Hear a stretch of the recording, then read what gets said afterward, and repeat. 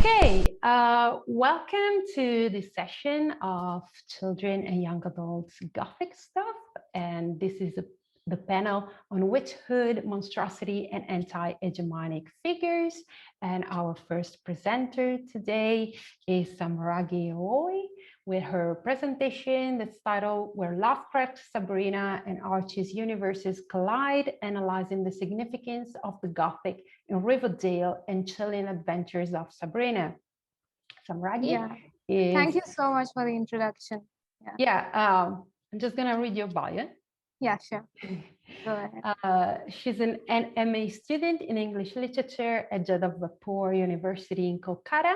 Her research interests include popular literature, fandom studies, queer theory, modernism, postmodernism, and psychoanalytic criticism. And the floor is yours. Okay, I'm going to share my screen then. Just give me a moment.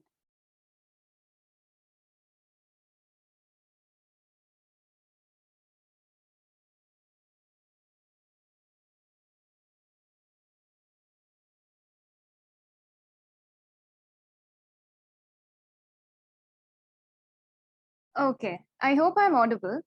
The title of my presentation is Where Sabrina, Archie, and Lovecraft's Universe Collide, Analyzing the Significance of the Gothic in Riverdale and Chilling Adventures of Sabrina. So in my presentation, I'm going to focus more on how Lovecraft is related to Sabrina and Archie's universes. Yes, both of these shows are Gothic to their core, and there's no doubt about that.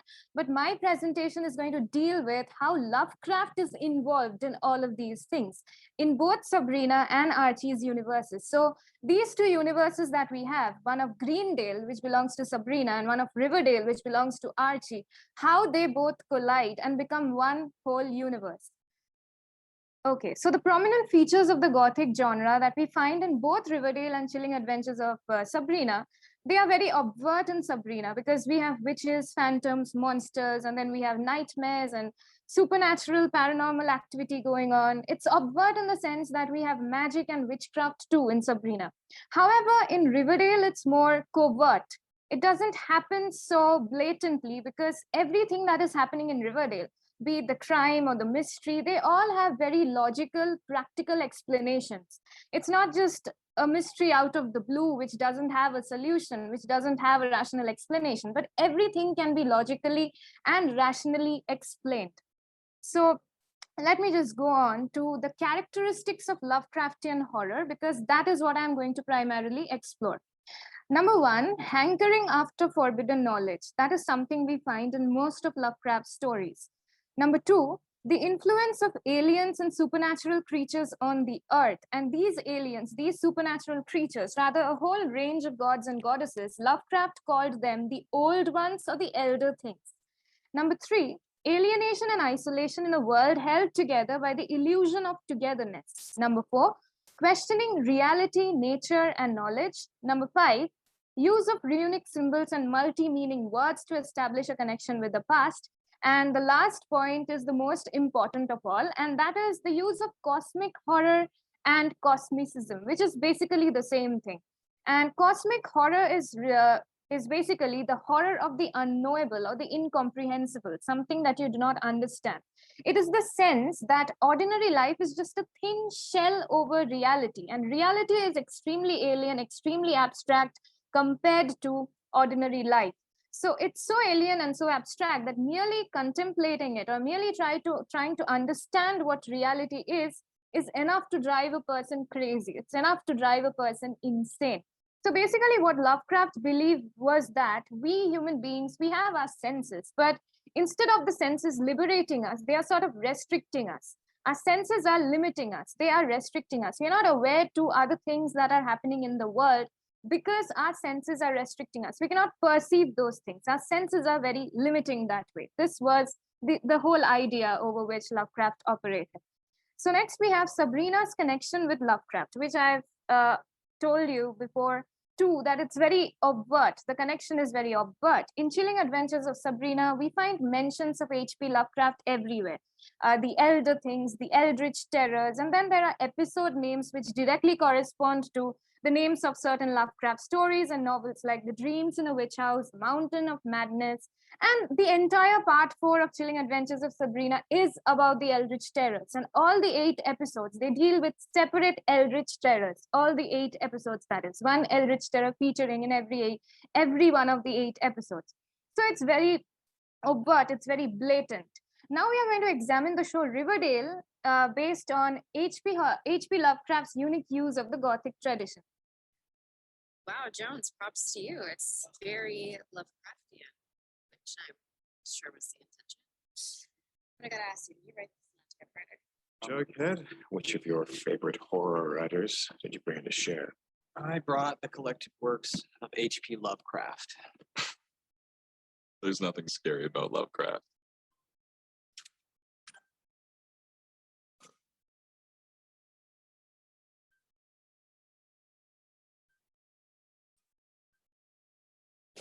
So there's Lovecraft's name on this crate, directly mentioned on this crate, Miskatonic University via H.P. Lovecraft. So these are the few direct references of Lovecraft that we have in the show. Now, let's move on to the Gothic tradition that is used in the show, the Gothic elements used in the show. First of all, the sticky maple industry, and why it is Gothic is because most of the violence that happens in Riverdale, be it physical violence or sexual violence, it revolves around this one particular maple industry. And the very use of this maple syrup as a symbol is extremely suggestive because the color of the maple syrup is reddish brown, like blood, which once again corresponds to the red-haired twins who are the owner of the maple industry and the bloody history of the Blossom family, because there's a lot of murder and killing going on there. And we also have this whole act of prolicide that is revealed at the end of first season, where Clifford Blossom actually murders his own son, Jason. And that drives Cheryl insane. And just like Bertha Mason in Jane Eyre, Cheryl tries to, light a fire to Thornhill. Thornhill was the name of her house, which once again bears resemblance to the Thornfield Hall that we find in another Gothic novel, that is Jane Eyre. So the whole slut-shaming thing that Chuck Clayton hurls upon Veronica, that she is a slut, that also is related to the maple syrup, because having the sticky maple on someone meant that that person is a slut. So the maple syrup was also used in a way to slut-shame women. And then we also have this incestuous relationship between Cheryl and Jason, who were actually twins, which ultimately happens. The incest really happens between Jason and Polly, who were cousins, but they did not know they were cousins because the family, they changed their surnames even before they were born and they split up. So the hints of the incest that we find in the relationship between Cheryl and Jason is carried up one step ahead in the relationship of Jason and Polly. So incest, rape, sexual violence, these are all suggestive of the Gothic genre. Now, there's another thing that Lovecraft really focuses on in his novels and stories, and this is the desire for forbidden knowledge. And here I have to quote Lovecraft: "The most merciful thing in the world, I think, is the inability of the human mind to correlate all of its contents. We live on a placid island of ignorance in the midst of the black seas of infinity, and it was not meant that we should voyage far." So basically the whole Lovecraftian concept of cosmicism coming back again, that we are not supposed to know everything about the world. We are not supposed to understand everything about the world. Our 5 senses are restricting us for a reason. And if we try to understand the world, if we try to go beyond the limit and contemplate existence, then we are going to go mad. And that is exactly what happens in Riverdale too. Because Betty, the main character, Betty, one of the 4 main characters, Betty, she has this indomitable desire for knowledge, which she tries to quench through her investigations. And in that, she reminds us of Frances Wayland Thurston from The Call of Cthulhu and Asian Roulette from The Shunned House. But with each of her discoveries, she spirals deeper and deeper into psychological instability. She realizes that it's her own father who is the Black Hood, and then her own brother, half-brother rather, Charles, he is a serial killer. And even she goes on to realize that she herself has the serial killer genes. So all of these render her mentally unstable. And when we see her at the beginning of the new season, which jumps 7 years into the future, we see that she has been undergoing therapy and she's barred from working for the FBI due to her flailing mental health. So again, just like Lovecraft predicted it would happen, that if you try to go beyond a certain point, if you try to investigate beyond a certain point, it's going to drive you insane. So these are a few examples of Gothic architecture in Riverdale. This is Thornhill. This is Thornhill from the inside. the maple industry, basically. This is the school, Stonewall Prep, where Jughead goes to learn the art of writing. And this is the Sisters of Quiet Mercy. There's nothing much to say about it, but then comes the Griffins and Gargoyles, the game which dominates the entire third season. And this game, Griffins and Gargoyles, which is also called G&G, was inspired directly by a game C&C, Call of Cthulhu, which was once again, inspired directly from Lovecraft's own story, the novella, The Call of Cthulhu. And this game becomes the microcosmic representation of Riverdale, because whatever happens in Riverdale could be predicted through this one particular game. So much so that in one of the episodes, Jughead actually tells Betty that G&G is Riverdale. So this game is sort of controlling reality and also questioning reality. That is, again, one of Lovecraft's themes. So we have this whole episode titled Bizarrodale because of the bizarre things that is happening in Riverdale and being controlled by this whole game of G&G. There is also one very obscure reference to Lovecraft, which not many viewers of the show know about, and that is the runic symbols that are used in G&G. These are the runic symbols. Whoever played this game would have these symbols tattooed on their back. I would want you to look at these symbols very carefully because of this next slide that I have here. So on 4th November, Dial M for Maple, they dug up this Lovecraft-inspired font, and this was the font that you see in the game. These are the alphabets, TGH, that was tattooed on the backs of the players of G&G. So this was the Cthulian font, and Dial M for Maple actually dug up this font. But what's interesting is that the Cthulian font was not something that Lovecraft created or Lovecraft used in his works. He just hinted that this kind of font existed, and even reading it would drive people crazy. Reading this font would drive people crazy. So he considered leaving it to the reader's imaginations, but his fans, Lovecraft fans and the fans of the Cthulhu mythos, they went one step ahead and they created this whole font, the Cthulian font, and it was created by Stacy Marshall for his own video games and prop handouts for the Necronomicon. But then initially Stacy Marshall used to offer it for free, but then he started charging and making a living out of this font. So we move on to this one basic question: is Riverdale really Lovecraftian? And why I am asking this question is because, and it might seem counterintuitive to my whole presentation, is because there are no monsters or supernatural creatures in Riverdale. The entire Cthulhu mythos of gods and goddesses that form, the building blocks of H.P. Lovecraft's genre, they are not there in Riverdale. There are only hints and speculations. But after thorough investigation of every mystery, we almost always invariably come to the discovery that the monsters are actually men. The Gargoyle King is actually a human in disguise. All the inexplicable things that are happening in Riverdale, like the sudden seizures or the violent animalistic fits, they all have their roots in drugs, jingle jangle or fizzle rocks, or some serial killer, or some addictive game. So Riverdale is undoubtedly Gothic, but is it Lovecraftian Gothic? That's the question. What influence does Lovecraft have on this show? And there we come to another quote by H.P. Lovecraft. This is important, the one I talked about before too. With 5 feeble senses, we pretend to comprehend the boundlessly complex cosmos. Yet other beings with wider and stronger or different range of senses might not only see very differently the things we see, but might see and study whole worlds of matter, energy, and life, which lie close at hand, yet can never be detected with the senses we have. Now place Riverdale and Greendale side by side. Riverdale is Archie's world. They are ordinary human beings. And Greendale is Sabrina's world. Sabrina and her friends, who are all witches, psychics, people with special powers. And coincidentally, Riverdale and Greendale are actually situated side by side. They're right next to each other on the map. They are neighboring towns. So they are within the same universe. So Greendale is Sabrina's world. All the people in the Sabrina's world, most of the people, they are equipped with a very different range of senses, advanced set of senses. They view the world extremely differently from ordinary people like Archie and friends in Riverdale can. Archie and friends, on the other hand, they try to apply their logic and rationale to get to the bottom of every mystery, but they are only using their 5 feeble senses to make sense of the world. So we get 2 sets of people living side by side right next to each other, but their experience of the same universe is so drastically different from one another.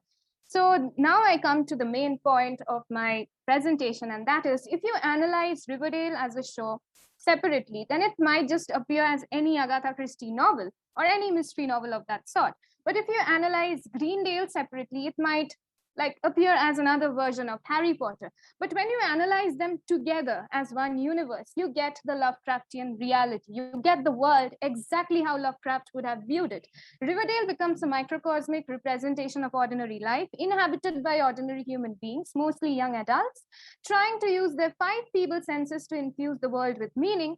On the other hand, Greendale is the microcosmic representation of reality, the world beyond ordinary, the world that one cannot navigate through one's five feeble senses. The reason why Riverdale and Greendale are situated so close to each other is to remind us that the Lovecraftian reality, replete with abstract, incomprehensible phenomena and supremely powerful monsters who can destroy the world with just a blink of an eye, are just behind a thin curtain veil.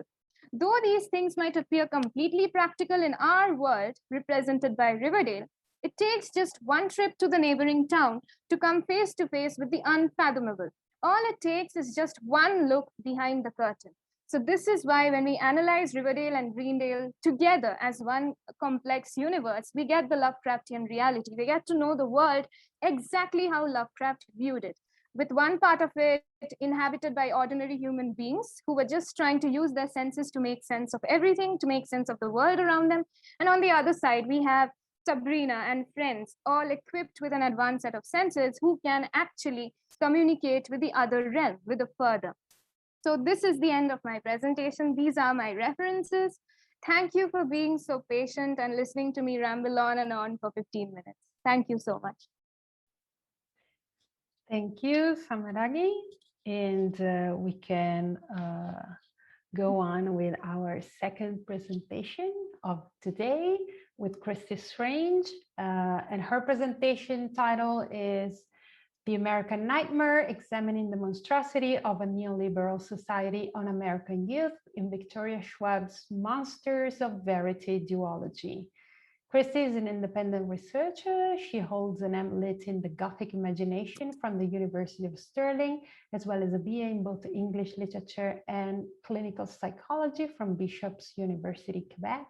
Her research primarily examines ecofeminism and the presentation of the Guinnessine in contemporary Gothic. Kristy, the floor is yours. Yes, thank you very much for that lovely introduction. I'm just going to go ahead and share my screen now with you all. I can say that I definitely will take the full 15 minutes. So there we go. So yes, today I am presenting this paper which examines the effects of a neoliberal urban Gothic society on the post-millennial generation in Victoria Schwab's Monsters of Verity duology, comprised of This Savage Song and Our Dark Duet. I argue that Schwab highlights the modern horrors of American society through a reimagining of a collapsed United States forced to face the consequences of neoliberalism. Violence is no longer about revenge on an individual, but on the whole of society. And Schwab uses a dystopian lens to demonstrate the extreme traumatic conditions that the youth of a neoliberal society endure in order to establish a sense of identity and belonging. And I explore this alongside the overwhelming anger felt by American youth towards a society that has failed them. And this anger plays an important role throughout the duology, mirroring the real-life anger of a generation forced to march for our lives. This is a generation that not only feels fearful, but threatened by the system they are trapped within. And I also just want to mention here that there is a content warning for this presentation, as I will be speaking about violence and about mass shootings in particular. So in case you're not familiar with this text, This Savage Song is set in a collapsed United States, now formed of 10 territories, which was triggered by national unrest following the Vietnam War. These territories are formed from existing states and given names such as prosperity, verity, grace, temperance, etc. And this first novel is set in the territory called Verity, which is a dead zone under quarantine due to an event described as the phenomenon, which Schwab explains as, quote, someone pulls a trigger, sets off a bomb, drives a bus full of tourists off a bridge, and what's left in the wake isn't just shell casings, wreckage, bodies. There's something else, something bad, an aftermath, a recoil, a reaction to all that anger and pain and death. That's all the phenomena was, really. A tipping point. Verity had always been violent, the worst in all 10 territories, and it was only a matter of time before there was enough mass and all that bad started pulling itself together. Now, this speaks directly to the violence of 21st century America. Contextually, Monsters of Verity was inspired by the horrific school shooting that took place at the Sandy Hook Elementary School in 2012, when a 20-year-old killed 26 people, 20 of whom were children. And this tragic event sent shockwaves throughout America due to the young age of its victims. From this moment on, organizations began to map and track school shootings and mass shootings, bringing to light the sheer volume and frequency of these mass tragedies. Schwab has stated in interviews that she had written the book with the hope that things would be better by the time it was published in 2016. However, sadly, the number of mass shootings have only continued to increase over the years. It is also important to note that only a year before the Sandy Hook school shooting in 2011, Occupy Wall Street protests were taking place, triggered by the vast economic inequalities in America. And it is another social issue that is prominent in Schwab's exploration of the monstrous consequences of neoliberalism. So in Verity, the capital city, V-City, is divided between North City and South City. Schwab uses this divide to explicitly illustrate the inequality of neoliberalism. The people who live in North City pay for their safety and an illusion of normalcy, whereas in South City, the idealistic Flynn Task Force, FTF, fights to protect the city. Additionally, the FTF seeks to eliminate monsters as well as sinners who bring violence into the world. Not only does this divide call for a decision from human citizens, but from monsters as well. Thus, Schwab highlights the false impression of choice that neoliberalism generates. If humans want safety, they can choose to pay for it. If not, they can choose to fight. Otherwise, they are on their own, outcasts on the very edges of society. Additionally, the corruption of this system is demonstrated explicitly in the treatment of individuals who commit violent acts, the sinners. If a sinner lives in North City, they remain safe so long as they can pay. And a prime example of this is Callum Harker himself, the mob boss of North City, who earns and maintains his power through horrific acts. Harker embodies the ideologies of a neoliberal society that views, quote, competition as the defining characteristic of human relations. It rewards merit and punishes inefficiency, end quote. Fiscal prosperity results in sinners being able to continuously commit violent acts without personal consequence. As Robert Miguel argues, these echoes of past crime within the urban Gothic suggest the criminal past haunts the civic present and prevents true progression towards equality. Monstrosity is no longer out there, but within the very heart of the nation, and seemingly inescapable. The monsters of Verity represent the haunted past, an echo of violence, which is, quote, framed in terms of institutional power and oppression, and records the pleasures and costs of a particular social system, end quote. The past crimes of America haunt its present and allow for the continuation of violence and oppression. And I explore this further in relation to the second novel, Our Dark Duet, in an extended version of this paper, which is set to be hopefully published at the end of this year. Ultimately, Schwab suggests that monstrosity is an inescapable truth of neoliberalism, and monsters are its inevitable consequence, monsters who walk among us. And in this savage song, the phenomena breeds three kinds of monsters from the shadows of violent acts. And these include the Korsai, the Malkai, and the Sunai. Each one is created from a specific kind of violence, non-lethal, murder, and mass tragedy, respectively. The phenomena highlights Julia Kristeva's theory of the abject through the repulsion of this otherness, these violent acts of human monstrosity, from the self and from the whole of humanity. Kristeva argues that the abject is violent and, quote, elaborated through a failure to recognize its kin. Nothing is familiar, not even a shadow of a memory, end quote. This self is unable to recognize the other, thus the human fails to recognize its own monstrosity, despite being forced to literally come face to face with this reality. Ultimately, the other that exists within the self is expelled outside of the body, and this repulsion results in a split. Gerald E. Hogel argues that, quote, in objection, the most multifarious, inconsistent, and conflicted aspects of our being are thrown off onto seeming repulsive monsters that both obscure and reveal this otherness from our preferred selves, end quote. Thus, the abject shatters repressions of fears and anxieties and forces them to the surface. This ultimately forces a confrontation between the I and the other, between that which is both within and outside of the self, and results in the formation of identity. Therefore, the monsters of verity, quote, manifest the effects of systems of domination and dehumanization that create them. The monstrosity of neoliberalism become impossible to ignore as it literally breeds monsters that threaten humanity and foreshadows a complete societal collapse. Schwab illustrates this inescapable truth in each monster's specific origins, especially the Sunai, arguably the most powerful of the triad, who are soul eaters born from mass tragedy. Now, one of only 3 Sunai, August Flynn, who is one of the main characters in this narrative, has a heartbreaking origin story that embodies one of the most disturbing truths of 21st century America. Quote, he'd woken up in the shape of a 12-year-old boy because that's how old they'd been. The bodies in the black bags when it started with a bang. This is the ultimate cost of a neoliberal society, a generation shaped by panic, violence, and fear. August goes on to say, I'm what happens when a kid is so afraid of the world he lives in that he escapes it the only way he knows how, violently. Schwab uses his August creation to reflect on the United States' horrific history of school shootings.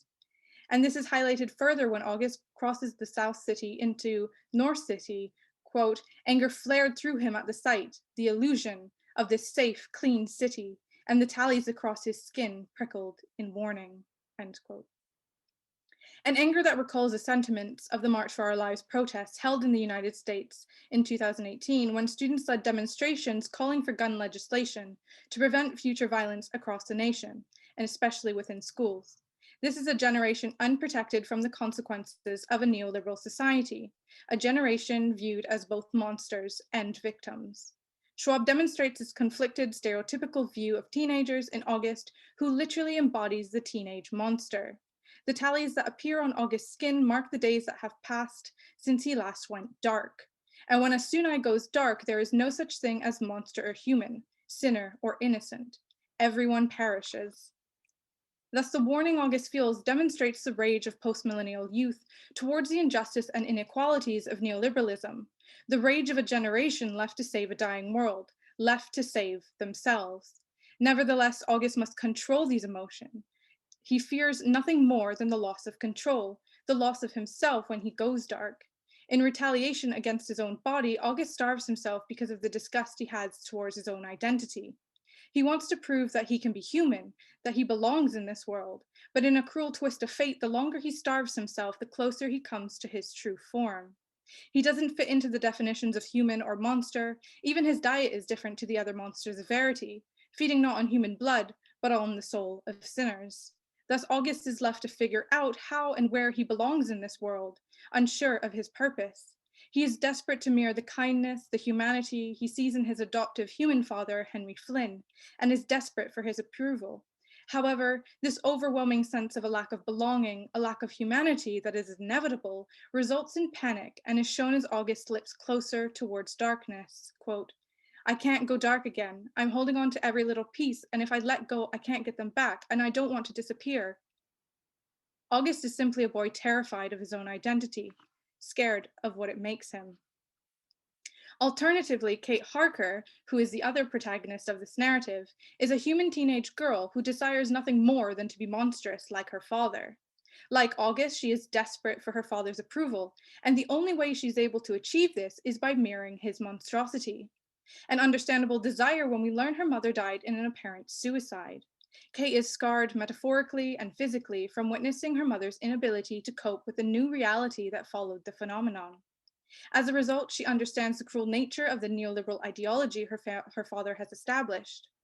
Kate believes that she must now become a monster too in order to survive in this new world. If she does not want to be forgotten, she must fight for her father's recognition and respect. And a pivotal scene that demonstrates Kate's determination is when she volunteers to kill a Malkai who breaks her father's rules. Kate muses, she'd show him, she could be strong, she could be cunning, she could be cold.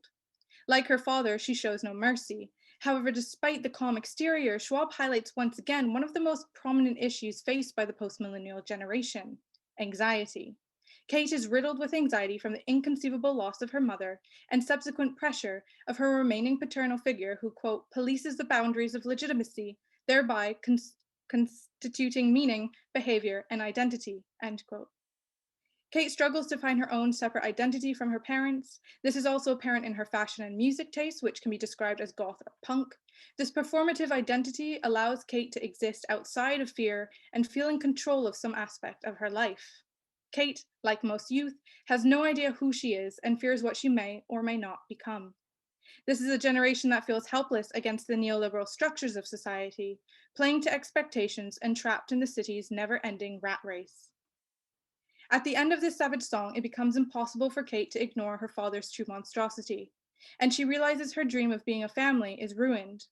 The success and power of her father is rendered meaningless when she understands the cost.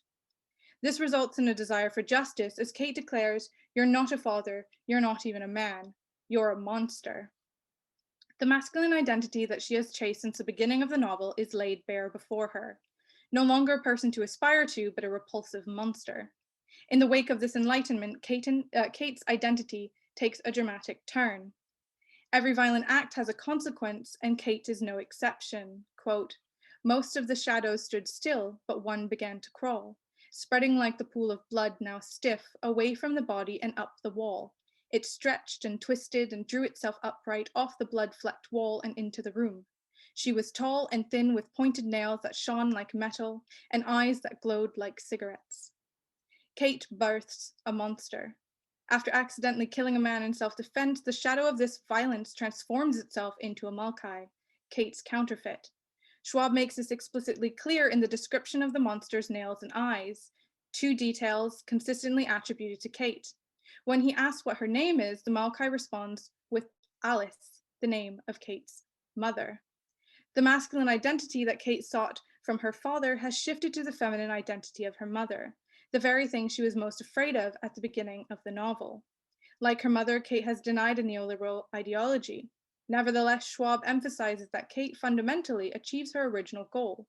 In a way, she has become monstrous like her father. Their counterfeits are brought together as an othered family.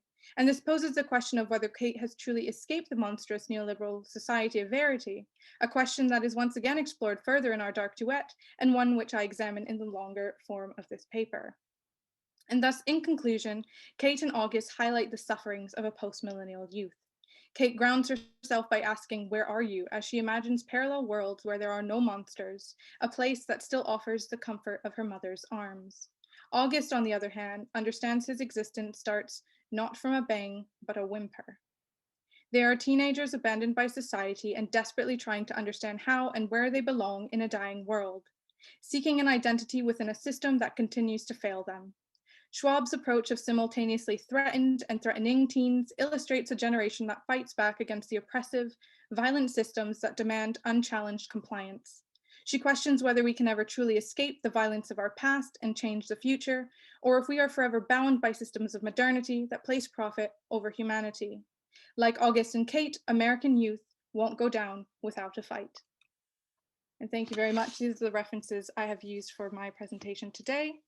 And again, if you liked what you heard, then I hope you will keep a lookout for the publication of the longer form of this paper coming later in the year. And if you want to stay up to date with my research, that is my Ko-fi page. So thank you very much. Thanks to you. And it wasn't even, you were worried about the time, but it was just perfect, I think. So we can just move on to our third and last presenter today, and it's Chloe Campbell with the presentation Raising Hell, Female Gothic, Maternal Figures, and Archetypal Depictions of the Witch in Netflix's Chilling Adventures of Sabrina. Chloe is an MA English and Gothic Studies student at Manchester Metropolitan University, and her main research interests revolve around monstrous femininity and female monsters, the Lilith figure in popular culture, and the figure of the witch, particularly the character of the witch wife and witch housewife in 20th century literature. So the floor is yours, and I think, okay, perfect. Thanks, Anna. Let me just get my slides ready.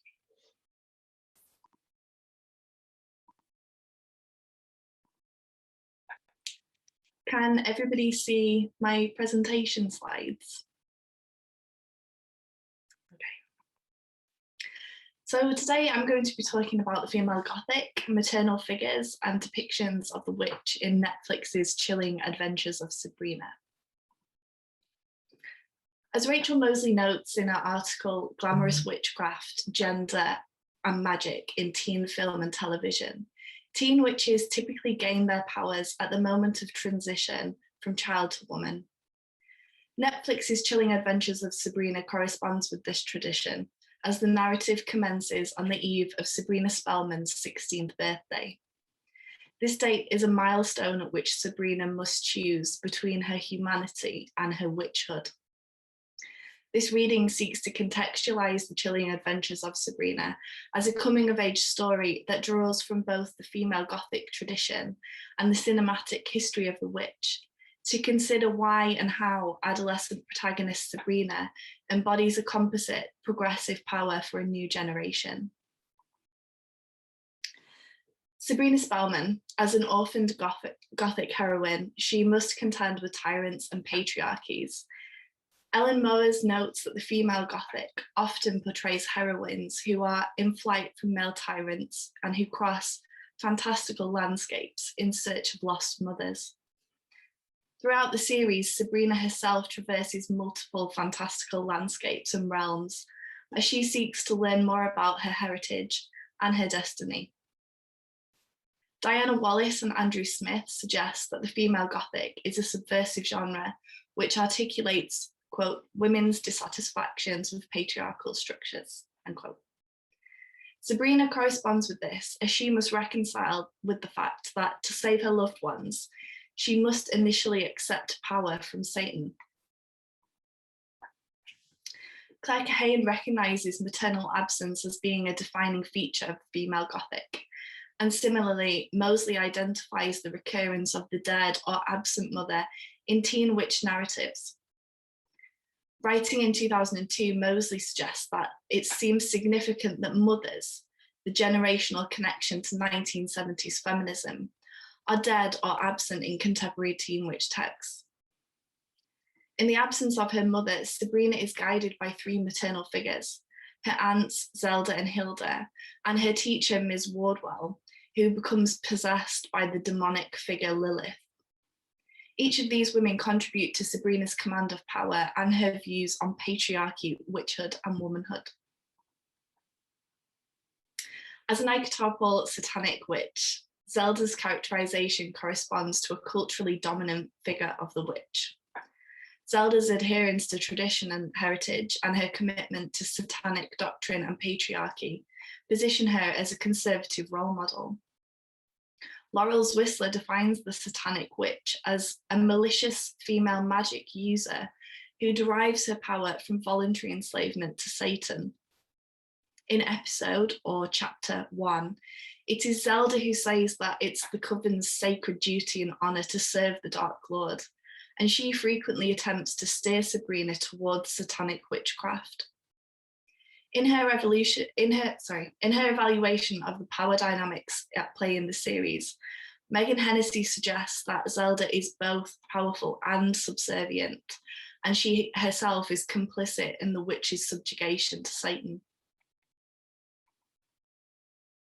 Zelda corresponds with one of the earliest archetypes of the figure of the witch, one that was popularized by the Malleus Maleficarum, or witch's hammer.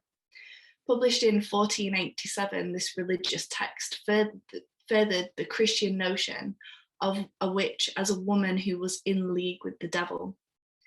The influence of this theological text spanned centuries, and its influence can be seen in popular narratives like Sylvia Townsend Warner's 1926 novel, Lolly Willows, in Ira Levin's 1967 novel, Rosemary's Baby, and in Robert Eggers' 2015 film, The Witch, A New England Folktale. Hilda reminds Sabrina of her humanity and of the importance of her relationships in the mortal realm. Hilda is sentimental and romantic, and she encourages Sabrina to see the value in her friendships with Roz and Theo, and in her relationship with Harvey. Hilda's affinity for nature magic, folk magic, and pagan polytheism corresponds with the popularity of the late 20th century's neo-pagan or Wiccan witch, a figure researched by Peg Alloy and Hannah E. Johnston in their 2007 book, The New Generation Witches. In chapter 24 of Sabrina, when Satan is no longer granting the coven powers, Hilda initiates a prayer to the moon, which temporarily restores their powers. In chapter 28, on Hilda and Zelda's instruction, the coven begins to worship Hecate, the ancient Greek goddess of witchcraft. And the coven's change in allegiance is reminiscent of the 1970s goddess movement and of the popularity of Wicca as a New Age religion. In relation to her characterization as neo-pagan and in light of her affinity with humans and human relationships, Hilda shares similarities with Misty and Cordelia Good from American Horror Story Coven, Gillian and Sally from Practical Magic, and with Willow from Buffy the Vampire Slayer.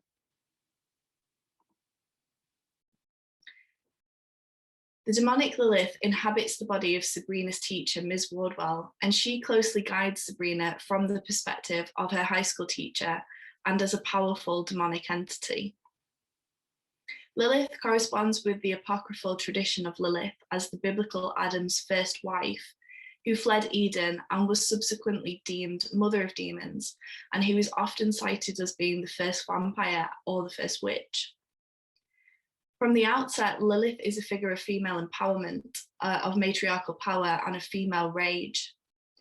In chapter 1, she educates Sabrina on the puritanical masculinity present in their community, and she boldly declares that, quote, women should be in charge of everything, unquote. As a teacher, she ignites and facilitates Sabrina's feminist activism, enabling the students to add previously banned books to their curriculum. And she encourages Sabrina to exact revenge on the teen boys who are harassing female students. Lilith's biblical origins influence the series' engagement with Christian theology, which in turn guides Sabrina's evolution into a feminine chosen one figure. In guiding Sabrina to mirror the miracles and the resurrection of Jesus Christ, Lilith is integral in Sabrina's adherence to this chosen one narrative. This incarnation of the Lilith mythos recalls Lilith's presence in art, and it also brings to mind the Lilith character from True Blood, pictured in the middle, the Lilith character from Once Upon a Time, and the White Witch from the Chronicles of Narnia, who is a descendant of Lilith. Writer Charlotte Richard Andrews observes that Sabrina is the embodiment of a new type of witch, liberated and likely to cast spells that are socially conscious rather than caustic. And Hennessy agrees that Sabrina embodies new generation feminism. Sabrina destabilizes the patriarchy in both the mortal realm and the infernal realm. She rids the school of a misogynistic principle. She goes on to undermine Satan and contend for the management of hell. She also protects her coven from various threats throughout the series. Zelda's traditionalist practice of worshipping Satan for power is successfully subverted by Sabrina. In the finale episode of part 1, Sabrina concedes to Satan, then uses her newly granted powers to save the residents of Greendale, who are being traumatized by malicious spirits returned from the grave. In undermining Satan's expectations, she is committing a revolutionary act. This temporary subjugation to these antagonistic patriarchal figures of Satan and of Father Blackwood, who's pictured, grants Sabrina with enough power to eventually exercise more power and agency. In suggesting that Sabrina can choose differently to herself and her generation of witches, Hilda emphasizes the importance of agency and consent for her niece. In turn, this emboldens Sabrina to reject Satan's absolute authority. Hilda also encourages Sabrina to maintain contact with her mortal friends and her mortal boyfriend Harvey. Sabrina's relationship with Roz and Theo informs her intersectional feminism, and Roz's seer abilities and Harvey's artistic skills actually become key tools that allow Sabrina to succeed in her fight against evil. Lilith's radical feminism and her beliefs about female power and superiority guide Sabrina's recognition of her own potential and power. In chapter 2, Sabrina tells Lilith that she wants freedom and power, to which Lilith replies, quote, "Satan will never give you that. He's a man, isn't he?" unquote. In chapter 20, Lilith, as the regent queen of hell, grants Sabrina with power and freedom, restoring her full witch powers after Satan abandons the coven. Lilith teaches Sabrina not to fear about power, but to embrace it. And similarly, Lilith's interventions are instrumental in initiating Sabrina's Chosen One narrative arc. This arc sees her claim the throne of hell and perform Christ-like miracles and resurrections, which echoes Buffy Summers from Buffy the Vampire Slayer and her Chosen One narrative arc. As a contemporary female Gothic heroine, Sabrina partially assumes the attributes and values of her maternal figures, yet she does so in a subversive way. If, as Mosley argues, maternal absence in witch narratives signals a disconnect between generations of feminism, Sabrina demonstrates a composite employment of her previous generation's values. In the series, maternal absence presents a potential existential void for Sabrina, but this absence is addressed by Zelda, Hilda, and Lilith. Though their intentions may not always be benevolent or without fault, each figure influences Sabrina's actions and her own relationship with her own burgeoning power. The inclusion of various witch archetypes acknowledges the history of the witch in popular culture and in folklore. And it recognizes the various dominant representations of supernatural female power throughout history, which arguably started with the Lilith figure. Sabrina, through its partial employment of the female Gothic and by alluding to these various witch archetypes, perpetuates the stereotype of the motherless fantasy heroine, while affording this heroine with multiple examples of maternal guidance and female power. Through Sabrina and her female guardians, this Gothic series demonstrates both the oppressive nature of patriarchy and the disruptive potential of female power for a young adult audience. If you would like to read more about either cinematic depictions of witches, the idea of the absent mother in television, about Buffy Summers' feminine Chosen One journey, or about the figure of Lilith, I recommend these 4 texts as a great starting point. Thank you for listening. Thank you very much to you, Chloe. And we are over with the presentation. So if the public has any questions already, either in chat or in person, you can just raise your hand and I will call your name. And you can just pose your question to our speaker. We already have one by Paul. Hi. Thanks very much to all of you for your presentations. I thought they were really, really interesting. It's not a genre that I know particularly well, but I feel like I've learned a lot. And I was going to ask a question specifically to Kristy, actually, but I think having listened to the other 2 presentations, it might also be relevant to everybody. So I'll ask it as a more open question. My question really is whether you see these texts as being particularly radical within the genre. As Kristy was saying, it offers this quite interesting and quite biting satire on neoliberalism. And as Chloe was just talking about, Sabrina can be read as this quite radical feminist text. And I was just wondering if you think that kind of radicalism is inherent to young adult Gothic fiction, or if you see these texts as in some way more trailblazing in the fact that they're doing something very different. Yes, so thank you for that question. I think in terms of Victoria Schwab and the Monsters of Verity duology, I do think that the text is quite radical, and in terms of how it's addressing the young adult population in America. And it is also interesting to note that the actual duology is advertised as young adult in America, whereas it's advertised as adult fiction in the UK. So clearly the audience here is meant to be American youth. That is who she is writing for.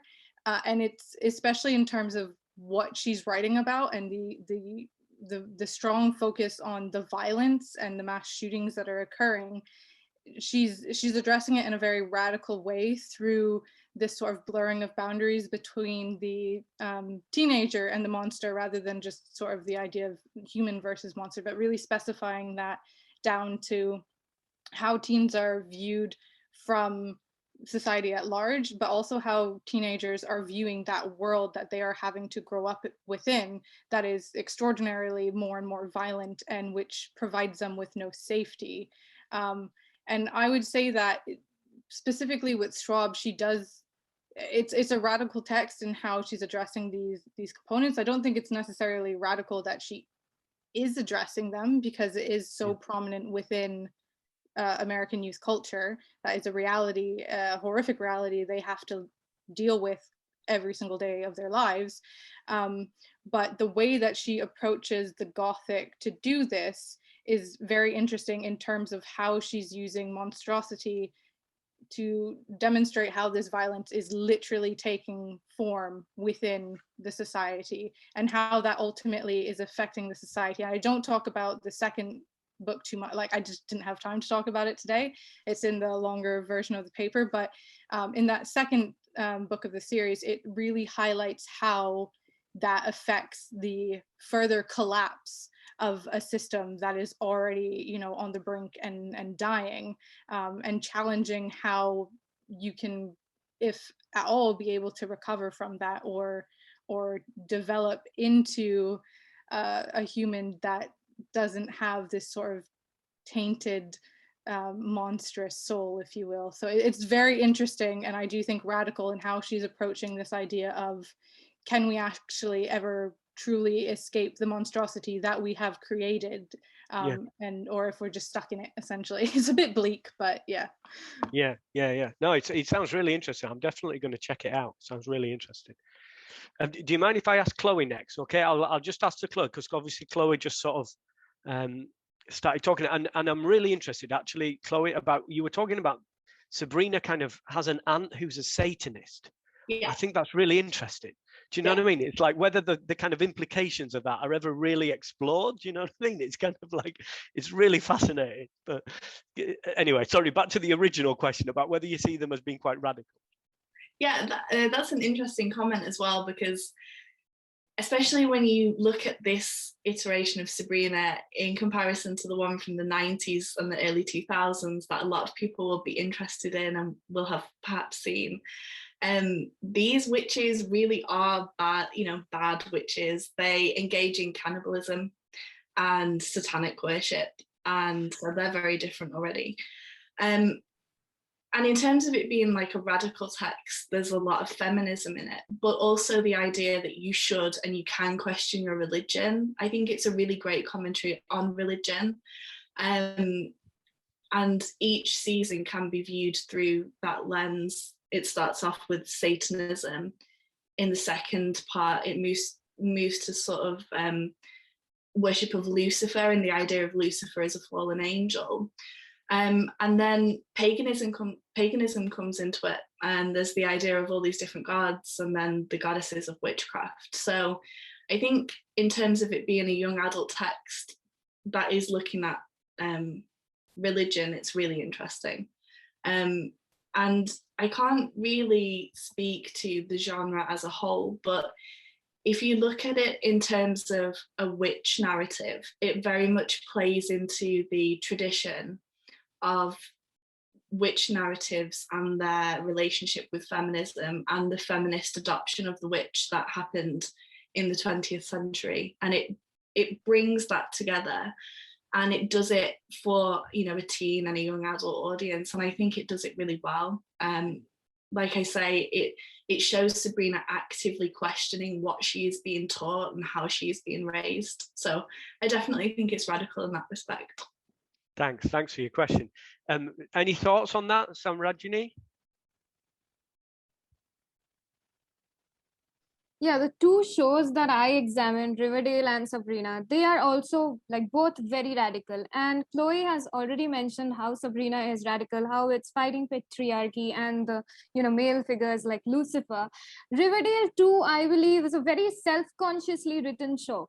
And it's very feminist because we have Betty and Veronica Lodge as very, very strong characters in Riverdale who are not just fighting against patriarchy, but it's also brought to a more literal level because they are fighting against their own fathers. Veronica's father is Hiram Lodge, who is like this mafia in Riverdale, this mafia figure in Riverdale. He's a gangster sort of a figure in Riverdale who is busy killing people and, you know, stealing property from Riverdale.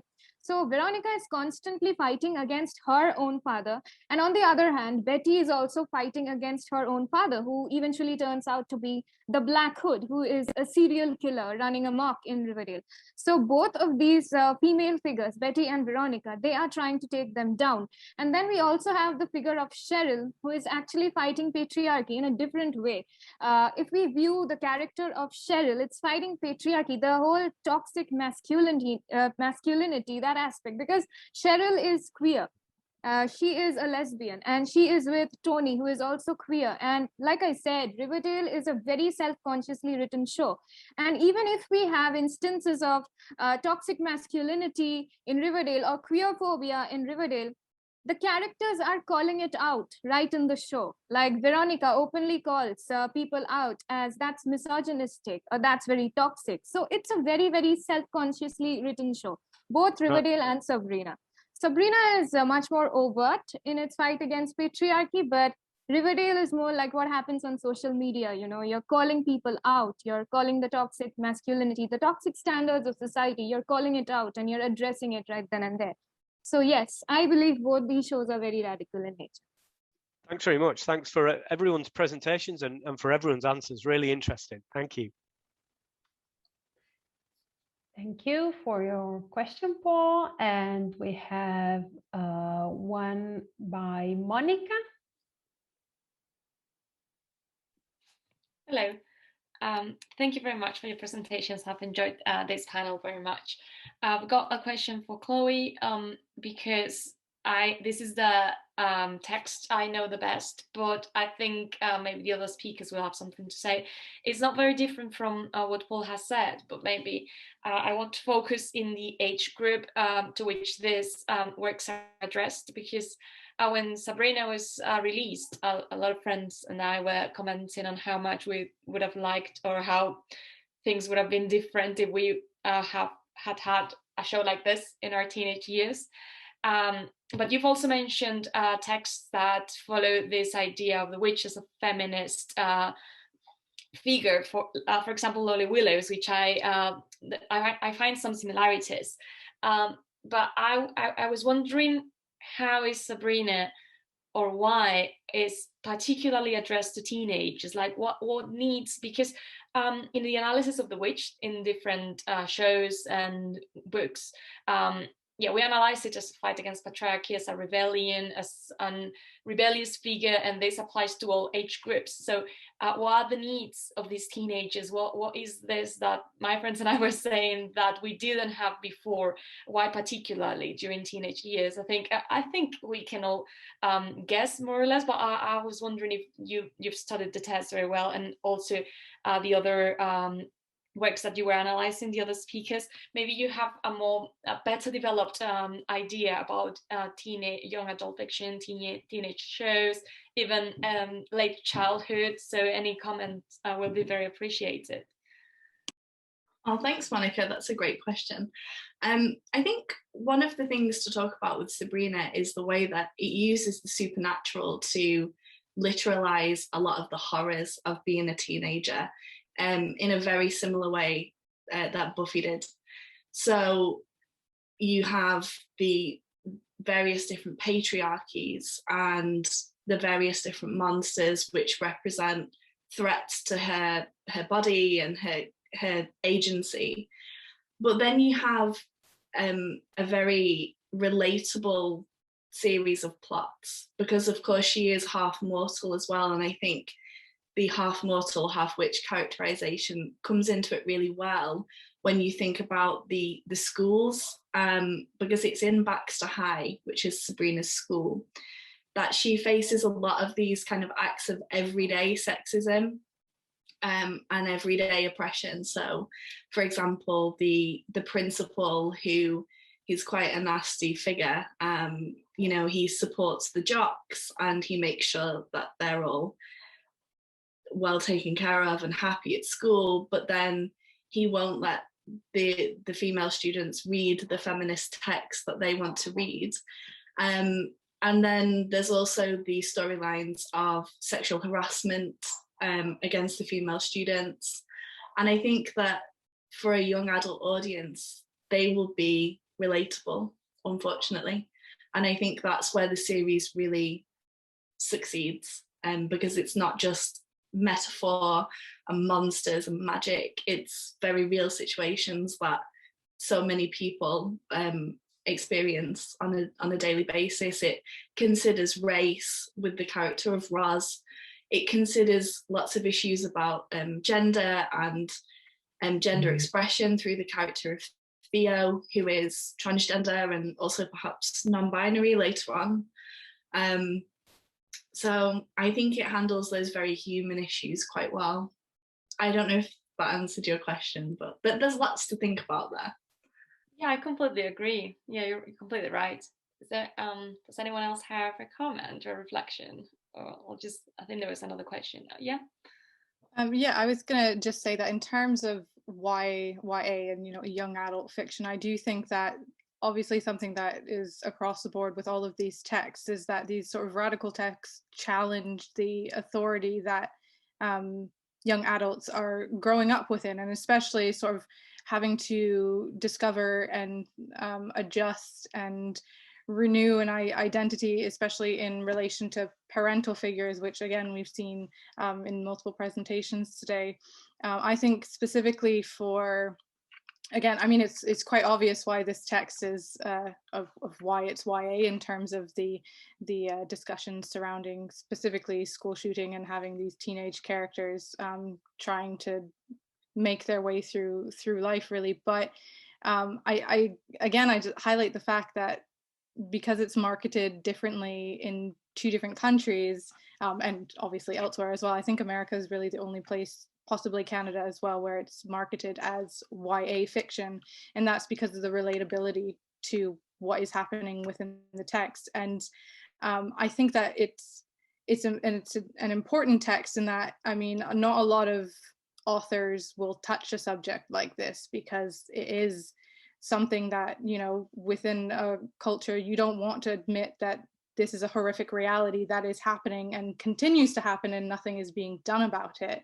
And that's kind of a message that comes across in the text as well, as it's not necessarily a perfect like happy ending text, because the reality is it's still trying to be worked within.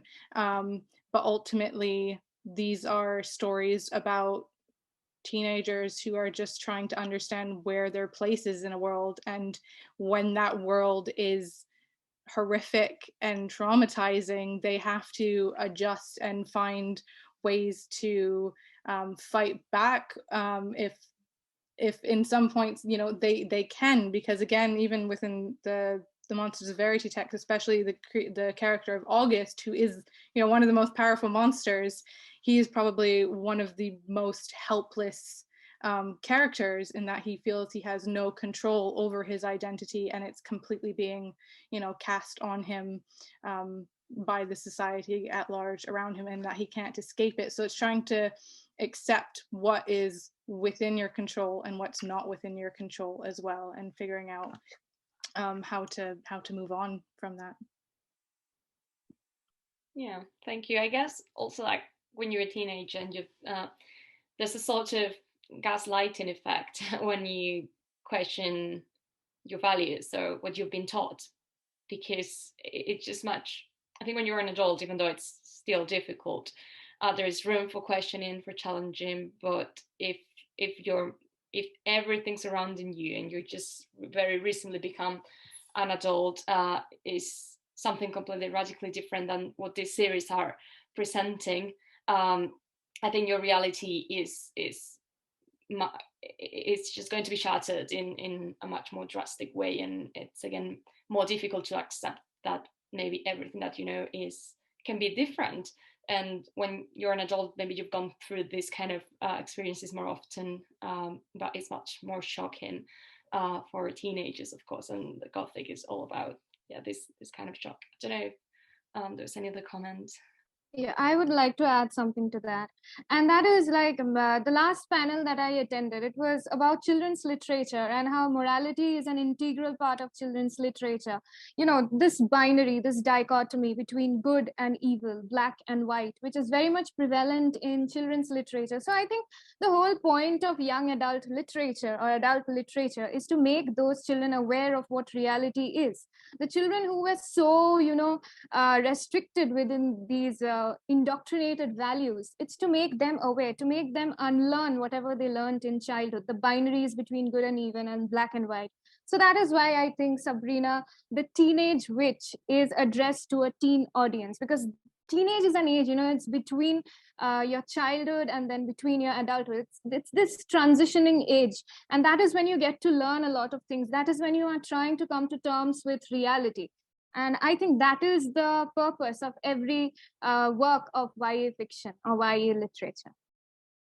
Yeah, it's very Gothic as well, this ambiguity. Exactly. Yeah, it's great genre for this kind of purpose. Well, thank you very much, and thank you very much for this panel, for hosting it, Anna. I really, really enjoyed it. Thank you, Monica, for your question. It was very interesting, and we have two more. One is from Laura. Hey everyone, thank you everyone for your very interesting presentations. I'll try to keep my question brief because it's again centered on Sabrina and Riverdale. And I wanted to ask you specifically about the conceptualization of Sabrina as a feminist series. And I know Samragngi also mentioned that Riverdale was a very overtly feminist. And maybe connected also a bit with Paul's question, I feel like the outlook of this series is very neoliberal in the sense that Sabrina wants to achieve power and freedom for herself.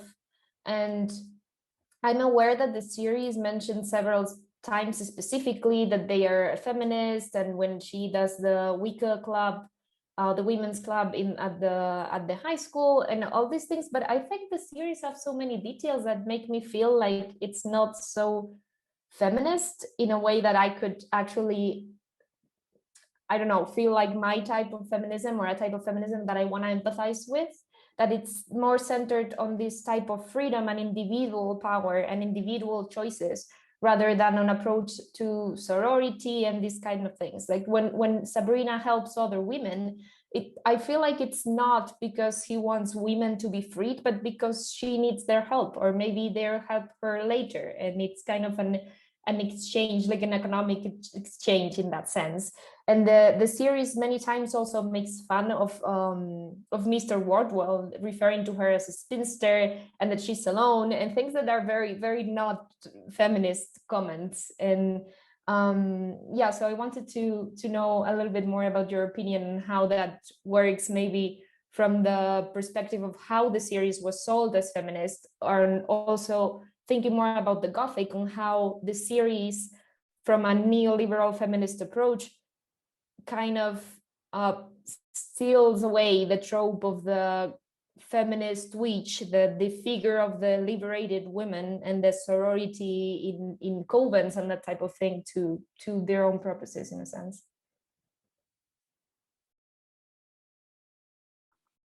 That's, yeah, a very interesting question. And I feel the same way about the feminism in the show. It's quite a limited engagement with feminism.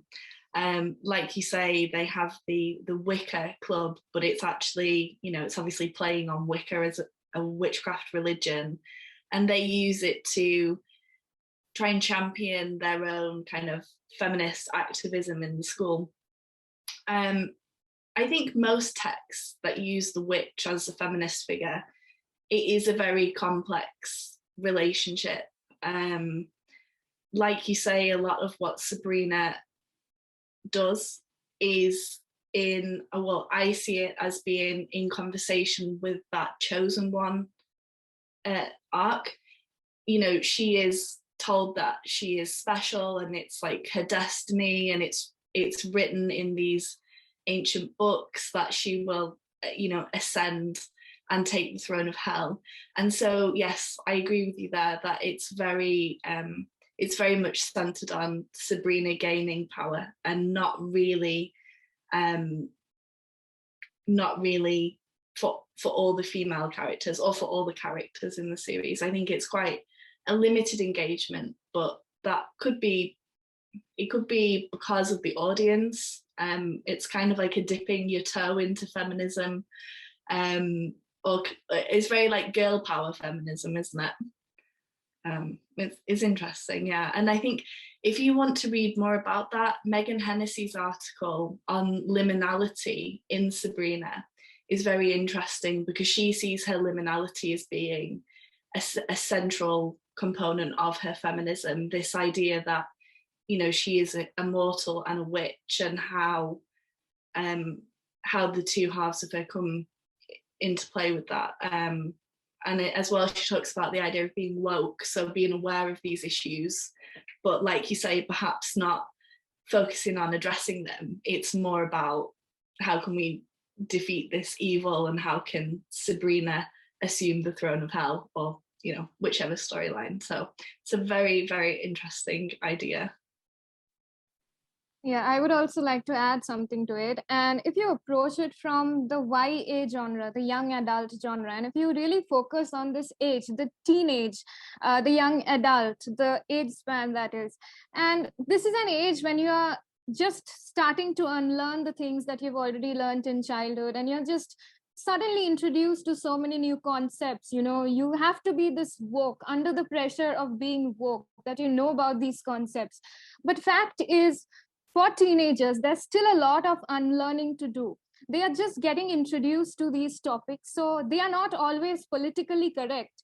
And that is what I think is being reflected in the show as well. Like, it becomes token activism, you know, an act of token activism, that you have to show that you're feminist and you're very bothered about these issues. You have to fight patriarchy and, you know, just call people out. But in reality, there are some very fundamental issues, like you just mentioned, calling Wardwell spinster, making fun of her.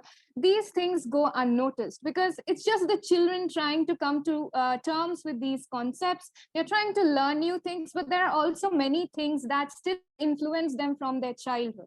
The black and white binaries, the moralities, the dichotomies between good and evil, that they still have a very strong influence on their characters, and they are trying to unlearn it.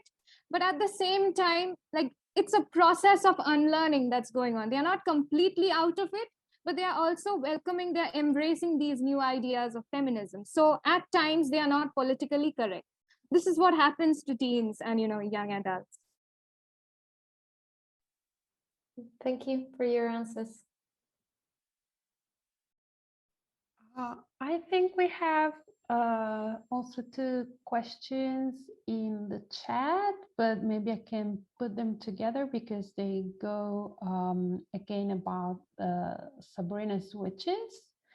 It's about Chloe, but I think maybe Samragngi as well can have a say on this. Dunya says, how do you perceive the difference between Zelda and Sabrina in terms of age and witch power?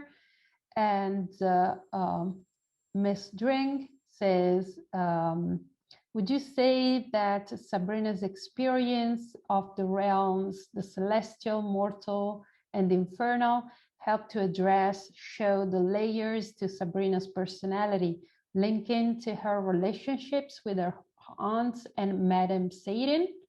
there seems to be a dual nature to Sabrina, and why in some episodes there is more than one Sabrina present, similarly to the contrast between her life at her two schools. So. Yeah, they're great questions. In terms of the question about Zelda and Sabrina, I think that the difference is Zelda is very traditional and very conservative. She sees it as, like I said, being a duty to serve Satan, and she's so grateful and thankful for her powers that have been granted by Satan. Whereas Sabrina doesn't really see it that way. She sees it that she shouldn't have to limit herself to this one notion of witchcraft being satanic witchcraft. So I think there's the idea of, you know, tradition and convention, and then Sabrina's modernity. I think that's a really interesting question. And the question about the kind of dual nature of Sabrina's very interesting too. So she's already quite a liminal figure because she's half mortal and half witch. But like you say, there becomes two Sabrinas in the TV show. So it's very gothic and having a doppelganger and the kind of idea of a shadow self. And to me, that recalls the kind of feminist conversation piece on having it all. Can women have it all? Because that's really what Sabrina is trying to do. She's trying to have it all. She's trying to maintain her relationships and her life in the mortal realm, you know, what she knows and what she's comfortable with. But she also wants power in hell as well, and having the two Sabrinas allows her to have both of those things. And later in the series, when having these two Sabrinas coexist, when that threatens their world, she has to decide what she really wants. And like I say, I think that all comes down to the existing sort of feminist notion of, can women have it all?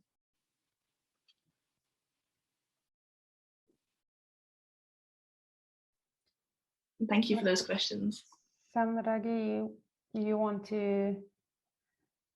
Yes, I would add just like to something? repeat whatever Chloe said. The dual nature of Sabrina is the duality between, you know, freedom and power, which she mentioned, that I want both. I want freedom as well as power. So we find a split in Sabrina. There are two Sabrinas, like Ms. Dring mentioned. So one Sabrina belongs to hell, and she is the queen of hell, which symbolizes power. And one Sabrina is in the mortal realm, which symbolizes freedom. She is with her friends, she can interact with her aunts and just be the mortal Sabrina that she always was. So yes, I think that's the purpose of the dual nature of Sabrina. That is showing that she wants freedom and power. Now she has been given freedom and power through this duality, which is brought to a more, you know, literal level, because Sabrina actually splits into two, and she dominates then the two realms, the mortal realm and the infernal realm. That is, it's because of the freedom and power thing. That's what I feel. Thank you for your answers. And as we don't have any more questions from the public, I would close with a comment that I think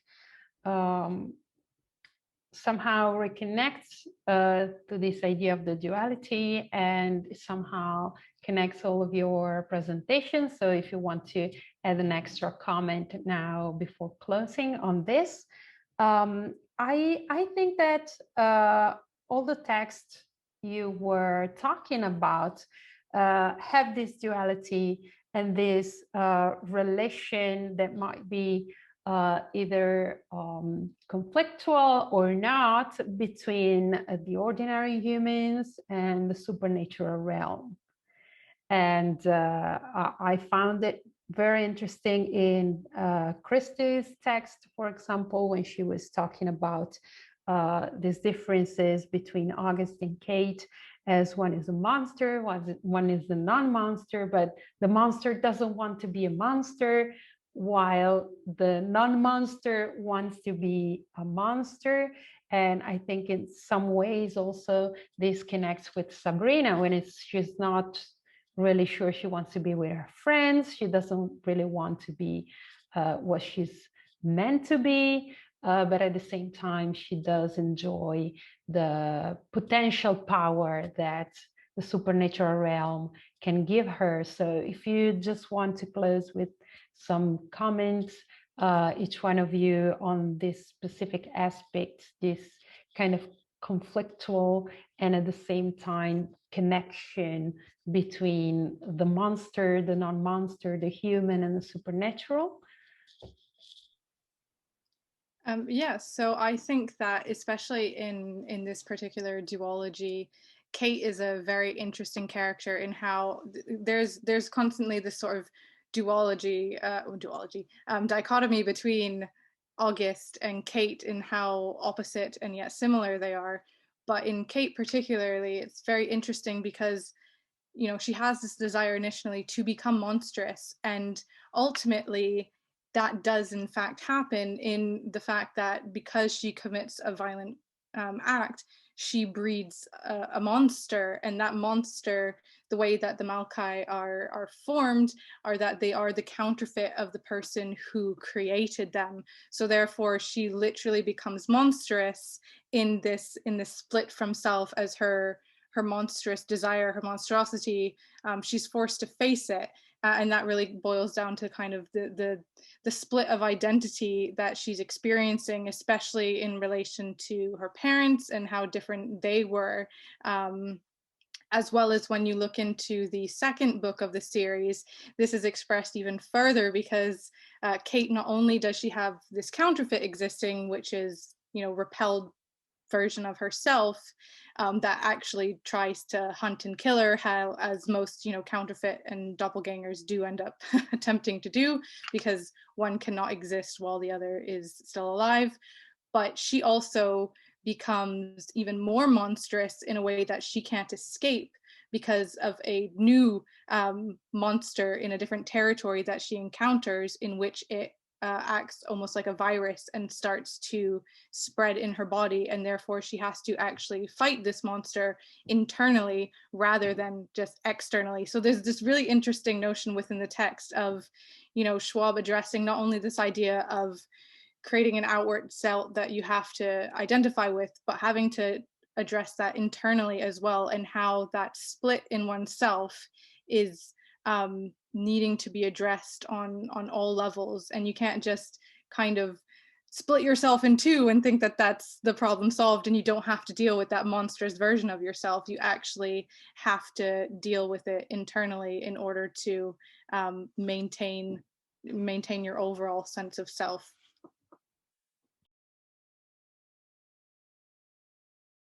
And this is something that we find in Lovecraft as well. There's two worlds, you know, this human world inhabited rather by ordinary human beings. And then there's this other world, the supernatural world, which is inhabited by a range of monsters, and very, very powerful monsters like, you know, Azathoth, Yog-Sothoth. And they are the kind of monsters that can, you know, just completely erase existence with just the blink of an eye.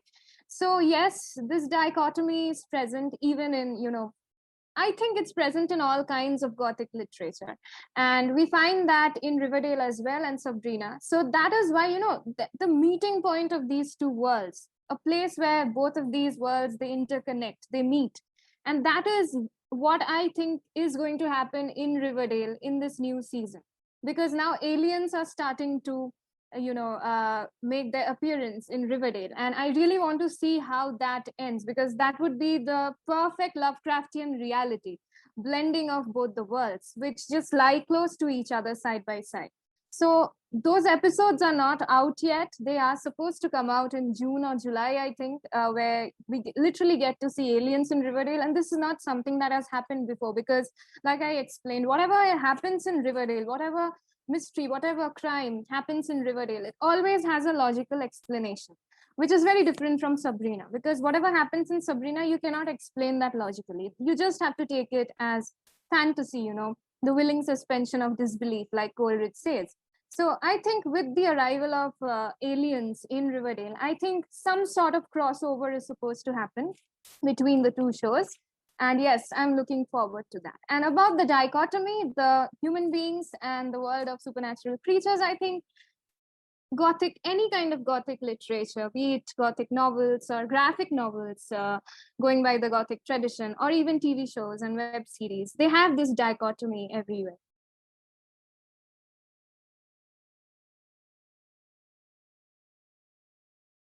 Sorry, I couldn't get myself off mute then. I think speaking about duality and monstrosity is a really interesting way to look at something like The Chilling Adventures of Sabrina and the teen witch generally, because if you go back to the Crucible and then to something like Carrie, the teen witch, it seems to come about because of this fear of the teenage girl, what she can do, what she might do. And the teenage witch, like the teenage girl, has this dual nature, child and woman, but then the witch is both woman and monster. So all of these elements come together in something like The Chilling Adventures of Sabrina. And it makes me think of the quote from Jennifer's Body when they say hell is a teenage girl. And I think that you can look at that in so many ways, but what is it about these magical teenage females especially that is so monstrous to people? Thank you very much for these last remarks that I think are perfect to close our panel today. Thank you very much for your presentations. It was very interesting. Now, I don't know if anyone in the public wants to turn their camera on just to thank you and give you a last goodbye. Thank you for your great presentations. And I think quite pleasant debate afterwards, as your presentations gave topics enough to discuss. And thank you again.